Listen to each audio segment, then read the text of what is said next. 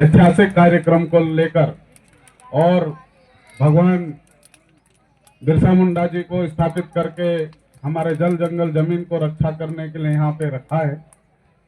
साथ ही साथ मैं ये कहना चाहता हूँ कि हम लगातार पूरे प्रदेश में, देश में हमारे महापुरुषों को स्थापित करने जा रहे हैं। सिर्फ हमारा स्थापित करना कोई उद्देश्य नहीं है, साथ साथ में महापुरुष यहाँ पे स्थापित हो रहे हैं तो उनको विचारधारा को हमको जन जन तक पहुंचाना है, जमीनी धरातल पर पहुंचाना है। गाथा स्थापित कर देना ये कोई हमारा मकसद नहीं है। जब तक हमारा जमीनी स्तर पे मजबूती से समाज जागृत नहीं होता है, ऐसी कोई मूर्तियां फिर कोई औचित्य नहीं रह जाते। साथ ही साथ जेएस की विचारधारा महापुरुषों के आधार पर चल रही है।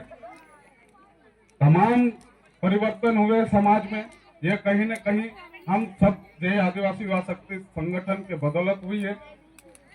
इसको स्वीकार करना पड़ेगा और हमको जिन जेएस ने जिन उद्देश्यों को लेकर, जिन सिद्धांतों को लेकर निर्माण किया है, आज की तारीख में वर्तमान की स्थिति में हम जेएस के मुद्दों से भटक के काम करने लगते हैं। हमारे जेएस का निर्माण हुआ था 5वीं अनुसूची को लेकर, पेशा कानून एक्ट को लेकर, हमारे संवैधानिक अधिकारों के संरक्षण के लिए लेकर। आज हम गांव तक कितने पहुंच पा रहे हैं? सोशल मीडिया में तो हम बहुत दिखावा कर रहे हैं, ये वहां का प्रदेश अध्यक्ष, ये वहां का प्रभारी अध्यक्ष, ये कहाँ का, ये ढिमका फलाना ढिमका, सब चल रहा है। हकीकत क्या है? आज हमारी जमीन छीनी जा रही है, हम उसके लिए लड़ नहीं पा रहे हैं, लड़ पा रहे हैं। हमारे ऊपर एट्रोसिटी के तहत कार्रवाई होना चाहिए, वो कार्रवाई नहीं हो रही है। ऐसे संवैधानिक अधिकारों की बात करने वालों को झूठे केसों में फंसाया जा रहा है।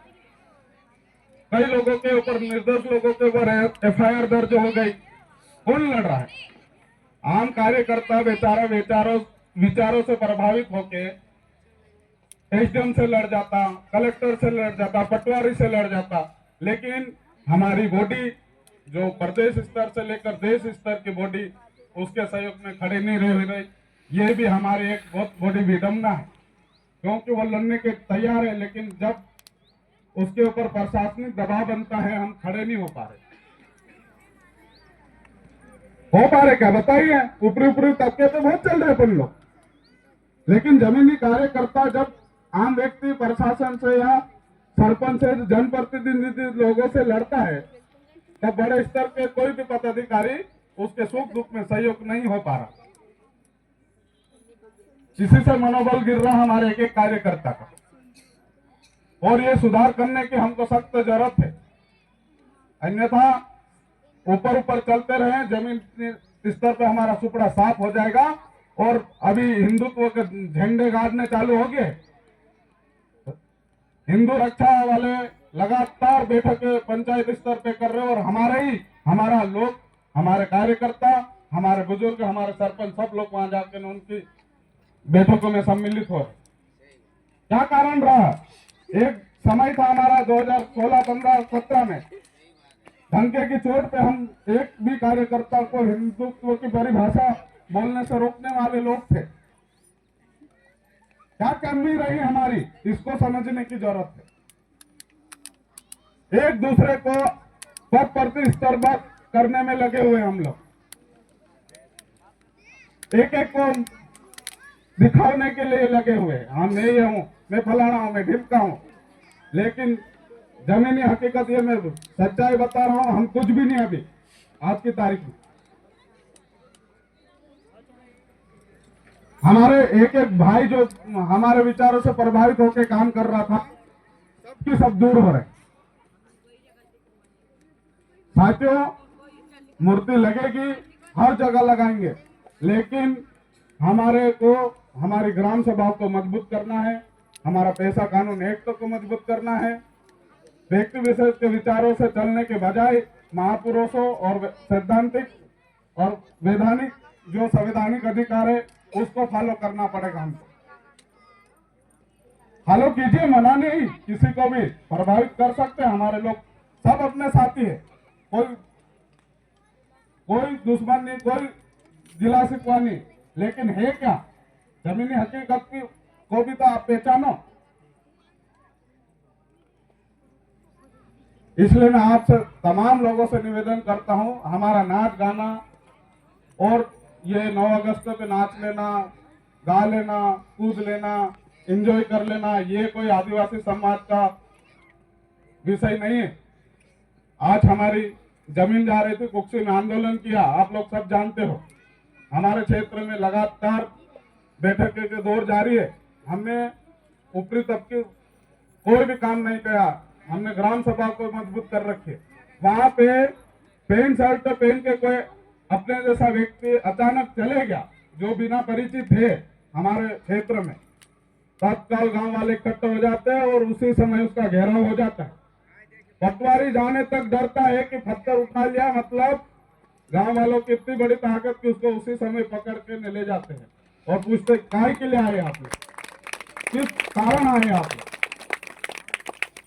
कुछ अधिकारी हमारे संपर्क में रहते हैं, वो हर बार बोलते हैं कि यार भैया हमको तो उस क्षेत्र में जाने से डर लगता, कब हमको मारेंगे, कब पीट देंगे और कब हम मॉब लिंचिंग का शिकार बन जाएंगे। तो हम भी बोलते हैं जाने से पहले सरपंच को सूचित करें, ग्राम सभा को सूचित करें, चौकीदार को सूचित करें और उसके बाद आप जा सकते हैं, स्वतंत्र है, आपका अधिकार है। लेकिन आप बिना जानकारी से जाओगे तो फिर तो आपको झेलना पड़ेगा पीड़ा। तो ये बहुत अच्छा हीरा भाई ने एक सरपंच के नाते हमारे गांव में इतने बड़े महापुरुष को स्थापित किया, तो बहुत अच्छी बात है। आप सभी ग्रामवासियों को बहुत बहुत धन्यवाद, पूरी इस आयोजन टीम को धन्यवाद। और मकसद ये होना चाहिए, जब गैर लोग थोड़ी सी जगह पे छोटा सा पत्थर रख के देवता बना के 5-10 एकड़ जमीन कवर कर सकते, तो हम भी कर सकते। ये चालाकी सीखना चाहिए हमको। चौराहे पे एक पत्थर रख देते, वो उस चौराहे पे मंदिर बन जाता है। यार भाई, हम जन जंगल के मालिक हैं, हमारे पास आज तक भी आशियाना नहीं है। हमारे पास कुक्सी में या हो के कहीं पे भी चले जाओ, हमारे पास बैठने, ग्राम सभा बैठने और सामूहिक कोई भी बैठक करने के लिए हमारे पास भवन तक निर्माण नहीं। कितना बड़ा दुर्भाग्य बताइए। हमारा क्षेत्र में विधायक बन गए, हमारे सामाजिक विचारों से कई लोग ऊपर उठ गए, लेकिन समाज की स्थिति जयो की तयो बनी हुई है। ये हमें सोचने का और इस विषय पे काम करने की जरूरत है। आप सभी लोग, तमाम साथियों ने यहाँ पे उपस्थित है, इंदौर से भी हमारी टीम पहुंची है, सभी का बहुत बहुत धन्यवाद। और ये सिद्धांत दृढ़ संकल्प लेकर आप घर घर जन जन तक हमारे विचारों को पहुंचाइए, तभी हम लक्ष्य हासिल कर सकते हैं। राजनीतिक भी हमारे क्षेत्र में होना चाहिए और करेंगे भी, लेकिन सामूहिक निर्णयों को साथ में। जब समाज ही हमारे साथ में है तो क्या राजनेता ने, क्या राजनीति। मुंह के बल गिरने के सिवा कुछ नहीं हासिल कर सकते। इसलिए आप सभी को पुनः मूर्ति स्थापना की बहुत बहुत बधाई, धन्यवाद। जोहार, जिंदाबाद।